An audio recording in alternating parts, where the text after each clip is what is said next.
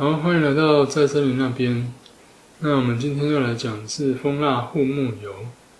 那蜂蜡护木油应该相信大家就是常常会听过，那可是其实到底它实际上的成分呢，还有它的用途，然后怎么用，保存期限，怎么擦，然后它到底跟油漆有什么不一样？那在这一集我们都会跟大家来做一个解释。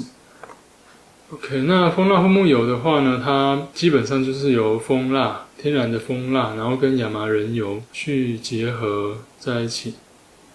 然后没有任何的化学添加。那这边讲的是纯的蜂蜡护木油。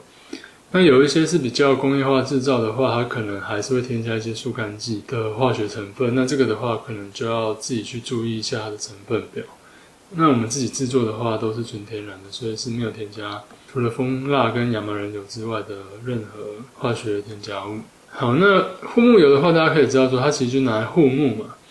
那可是大家常常会不太理解说，那它到底跟油漆有什么分别？那所以我们这边就来做一个简单的一个介绍，就是说到底护木油跟漆这两个东西它最大的差异性是什么？那第一个的话，我们从它的原理来看的话呢，油呢它是透过渗透。就是说，它是油渗透进去木材的纤维，然后木材的细胞里面，然后它利用这样子的原理去来做一些抗污啊，然后防水。那漆的话呢，它就是比较像是，你可以把它想象成一层塑胶膜，它是在表面，然后把木材的细胞跟纹理全部封掉。所以它一般我会把它比喻成有点像雨衣啦，就是它完全是不透气的。所以他们在第二个大的差别呢，就是说油的话呢，你上完之后，你的木材呢还是可以呼吸；那漆的话就是完全没有办法呼吸，它就是把它封死。所以呢，它就会产生一个问题，就是说，所以呢，它也不算是，也应该是说，如果你的木材，其实要看你木材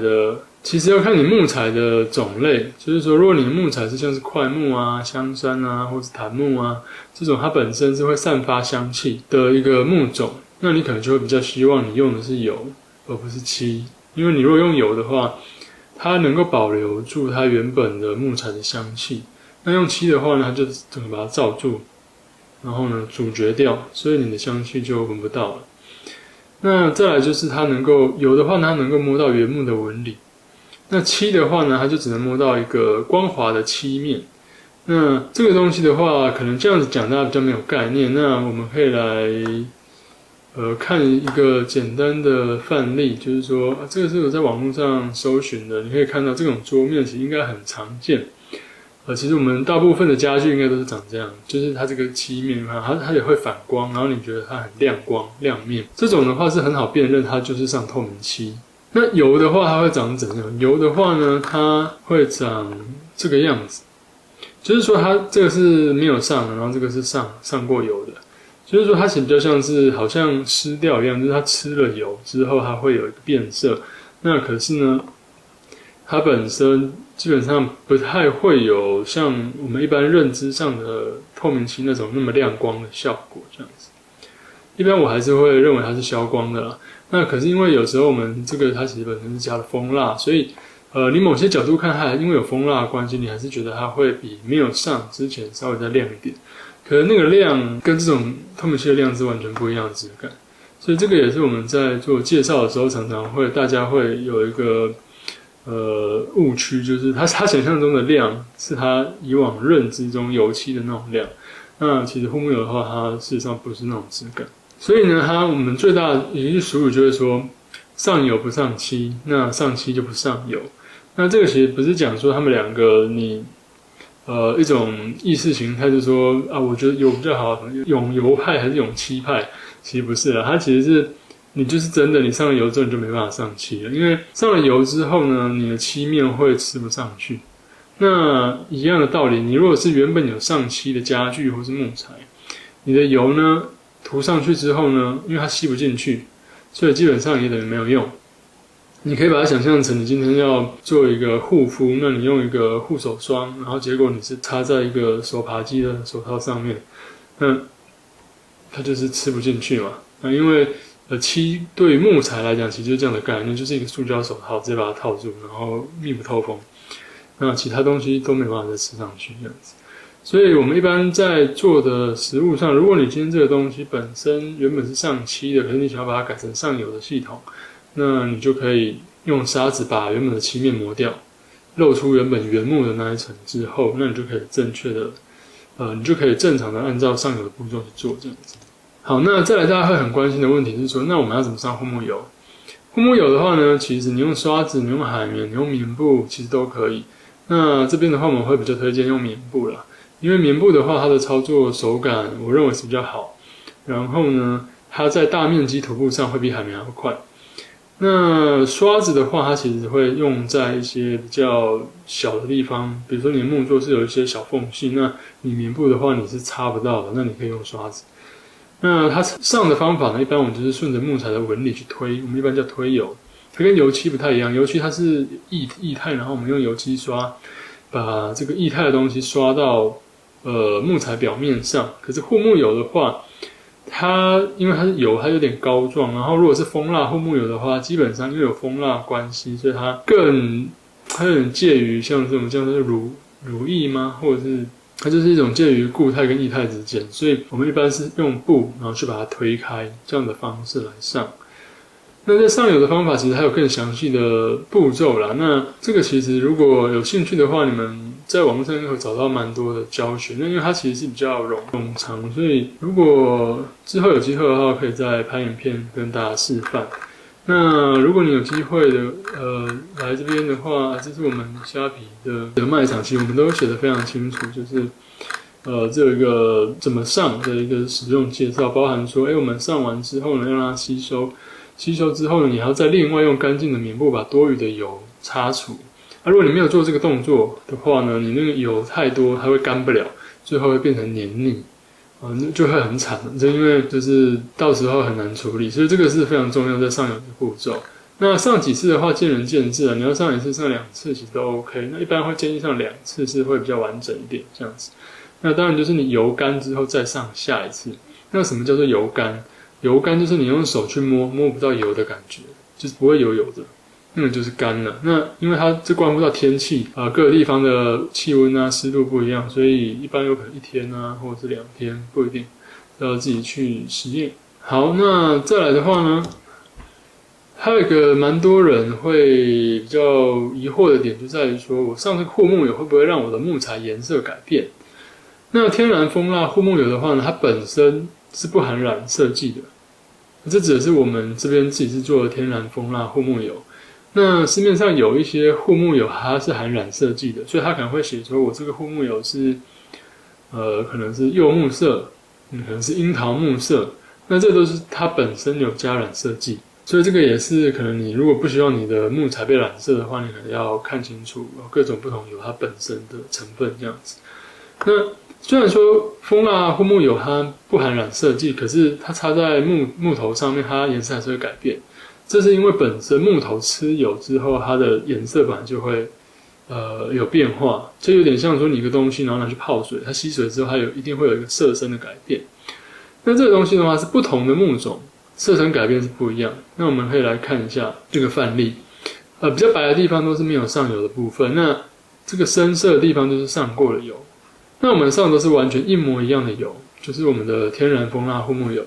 那可是我们可以看到，你看这个变得那么深。这个的改变就比较少一点，那这个就是因为它是木头种类不一样的关系。左边这个的话是樟木，那右边的话就是一般我们常见的松木。所以呢，如果大家有想要使用蜂蜡护木油的话呢，你会蛮在意这个颜色的改变。建议的话呢，你是先小范围在一些比较不起眼的地方，先去做试涂。然后这个颜色的改变你可以接受之后，你再把它整个东西都去涂布这样子。再来是保存期限跟怎么保存。一般来讲，我们的保存期限是1年半。那不管是天然蜂蜡护木油，还是我们其他另外一款就是专门 for 食器专用的，其实时间都是1年半。那它保存的方式呢，就是干燥阴凉处就可以了。那食器专用的这一款呢，我们建议可以冷藏，因为它其实是不含蜂蜡，它是纯油，所以冷藏的话呢，对它的保存来讲是比较好。那蜂蜡护木油的话，我们就比较不建议冷藏，因为冷藏的话，你拿进拿出很容易会有那么冷凝的那个水汽，那如果水汽它能发生在里面的话呢，就对这个保存的效果是比较不好的这样子。那虽然说它的保存期间一般我们认为是1年半啦，那其实这个东西就是它没有完全干燥硬化之前都还是可以用。那什么叫完全干燥硬化？就是说你如果没有密封好的话，让氧气进去，那它跟氧气做反应之后，它就会固化，然后你就会变没办法用。那它这个固化的过程其实就是护木油保护木材的一个化学的一个原理啦。它其实就是它吸到木材里面，然后跟氧气接触之后呢，它产生质变，然后固化之后产生一个保护